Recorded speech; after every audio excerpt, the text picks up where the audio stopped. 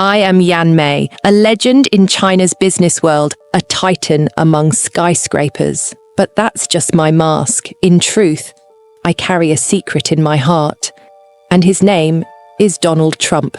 Yes, that man, the one ruling America, pushing China to the edge of an economic abyss, shaking the world with every move. I'm in love with him. And it all began with his second term, with the tax reforms and trade barriers he hurled at us. The world sees it as a war, but for me, it's a passion. Every decision he makes strains China, and yet it binds me tighter to him. My mind screams, this is impossible, but my heart has already surrendered. This secret is tearing me apart. China's future or my love for him, no one knows. But one day, this love will step out of the shadows and either change everything or destroy me. Trump's second term thrust America back into the global spotlight. New tax reforms, sanctions on China, ruthless policies, they reverberated through Beijing's corridors. My company, one of China's export giants, shuddered with each step he took. By day, I sat in my office, dissecting his blows with my team, crafting counter-strategies. But at night, I was alone, and he consumed my thoughts. Every speech on TV, every sharp word, every confident glance, it awakened something in me I couldn't silence. It shouldn't have been a weakness. I, one of China's strongest women, couldn't feel this way, but I did. Trump's unique flair, his resolve, even his occasional arrogance burrowed into my soul. Watching him, I didn't see just a rival. I saw a magnetic strength, an allure. My life split in two.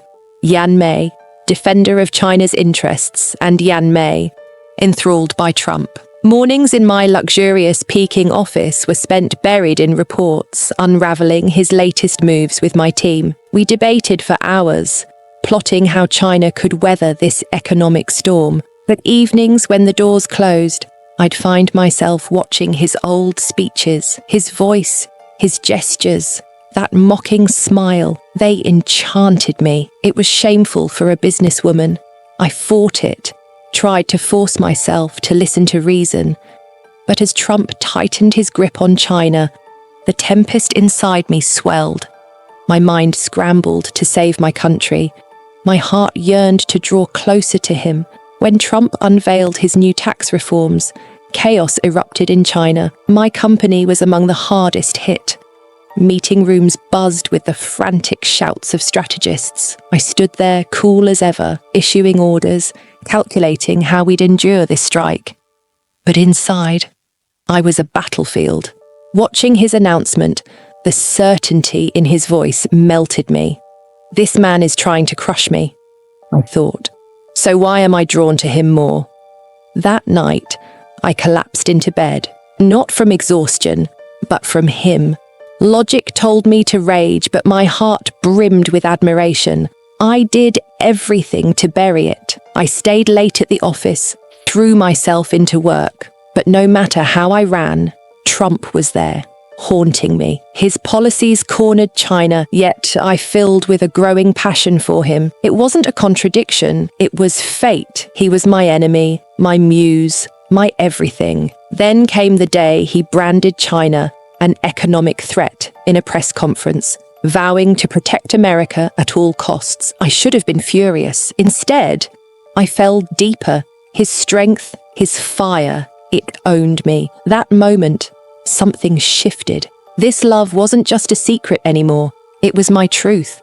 The secret grew heavier each day. As China's government plotted retaliation against Trump's policies, I was in the thick of it, shaping economic strategies, facing the storm. But every tactic, every decision seemed to pull me closer to him. Each blow he dealt tested my business prowess, and each one stoked the flames in my chest. When he struck China again, I hit the sheets.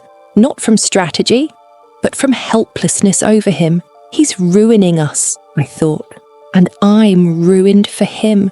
One evening, beneath Peking's glowing skyline, I stood at my office window, wine in hand, staring into the void. Why him? I asked myself. Why this powerful man, this impossible feeling?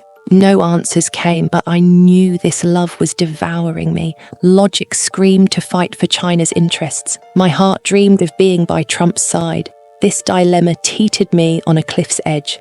That night, I decided I'd bury it forever. No one would know. I'd locked this secret deep in my heart. But fate mocked me. Weeks later, his next move forced me to Washington. Leading a delegation of Chinese business leaders, I'd negotiate with his administration and face him. It was my chance, my trial. I'd see him up close, and it would undo me. In Washington, my heart pounded like a drum. This wasn't just a negotiation, it was a reckoning for the emotions I'd hidden for years. I stepped into that room and saw him, Donald Trump, in the flesh, commanding the table with his usual confidence. Time froze. He looked at me, seeing only a businesswoman, but my eyes held a story he couldn't fathom. The talks were brutal, him tearing into China, me defending it with icy resolve. Yet every word he spoke shook me. Every glance pierced me. When it ended, we were alone for a fleeting moment. My moment. "Mr. Trump," I said, my voice trembling yet firm, "I need to speak with you." He raised an eyebrow. "Yes, Ms. May?" He replied, that familiar sardonic edge in his tone. I took a deep breath. The secret I'd guarded for years clawed its way out. "I admire you," I said at last. "But it's not just your policies, it's more personal." He froze, stunned, then a faint smile crept across his face. "Interesting," he said. "Maybe the most unexpected deal China's ever offered." My heart shattered and soared. It was out. But was this the end or a beginning? My confession exploded like a bomb amid the tensions between our nations. Trump didn't know how to react to this unforeseen revelation. For me, it was relief. Years of burden lifted from my shoulders. But the war wasn't over. If China learned of my feelings, my credibility would collapse. Trump, meanwhile, began calculating how to use this.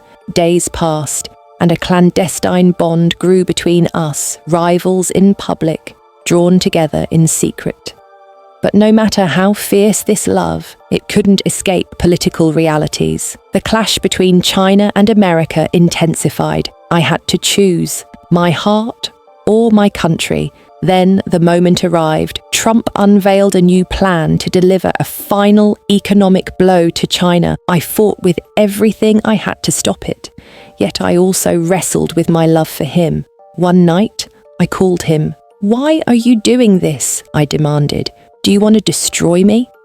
His reply was simple, yet earth-shaking. "No, Yan, I want to win you." Those words sent me to my bed again. Not from defeat, but from the way they unraveled me. The battle between my love and my reason had reached a point of no return.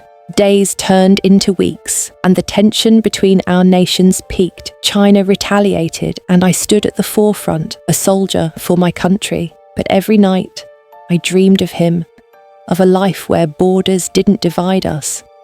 Trump's final strike came, a devastating tariff hike that threatened to cripple China's economy. I flew back to Washington, one last desperate attempt to negotiate. We met again, and this time, the air between us crackled with more than politics. "Yan," he said, his voice softer than I'd ever heard. "Come with me, leave it all behind."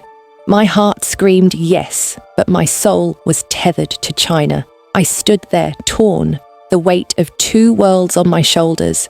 In the end, I chose both. I brokered a deal, a fragile truce that eased the tariffs and gave China breathing room. It wasn't victory, but it was survival.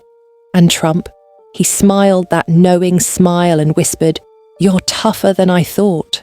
I returned to Beijing, my secret still mine, but my heart lighter.